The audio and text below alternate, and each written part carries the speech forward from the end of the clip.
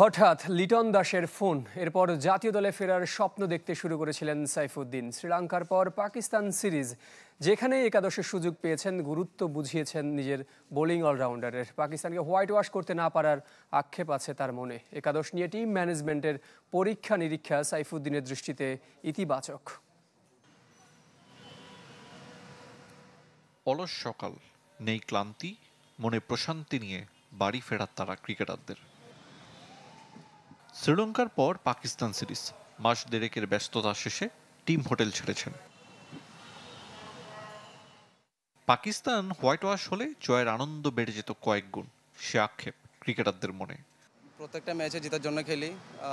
কালকে ম্যাচও আমরা সেমভাবে নিয়েছিলাম। যেহেতু লঙ্কা সফর দিয়ে নাইম শেখের সাথে সাইফুদ্দিনের প্রত্যাবর্তন হয়েছিল জাতীয় দলে। নাইম নিজেকে মেলে ধরতে না পারলেও নিজের গুরুত্ব কিছুটা হলেও বুঝিয়েছেন সাইফুদ্দিন। 2 সিরিজে খেলেছেন 3 ম্যাচ, বল হাতে 4 উইকেট আর 2বার ব্যাট করার সুযোগ পেয়ে অপরাজিত।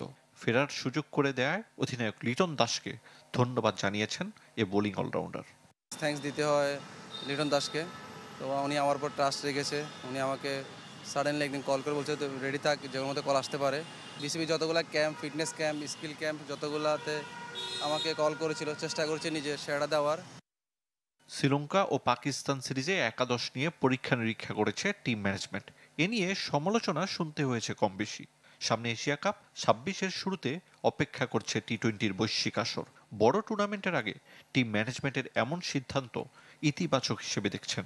ক্রিকেটে বড় বড় টিমগুলোর রোটেশন পলিসিটা খুব ইম্পর্টেন্ট। আপনার একটা ইম্পর্টেন্ট প্লেয়ার যদি টানা খেলতে থাকে, তার যদি সাডেন টাইম একটা ইনজুরি চলে আসে, তো তখন টিমেরও লস। আর বেঞ্চে যে বসে আছে সেও যদি অনেকদিন ম্যাচ না খেলে, ইন্টারন্যাশনাল ম্যাচ, সে হঠাৎ করে বড় ইভেন্টে বড় ম্যাচ খেলতে তার জন্য একটু সমস্যা হতে পারে। মিরপুরের উইকেট নিয়ে প্রশ্ন তুলেছেন অনেকে, ওসবের জবাব দিয়েছেন বাংলাদেশ অলরাউন্ডার। প্রত্যেকটা দেশে একটা দুটা টার্নিং স্লো উইকেট থাকে। সেটা প্রেমাদাসা, যখন আমরা ফাইনাল ম্যাচটা খেলেছিলাম ওইখানে ছিল।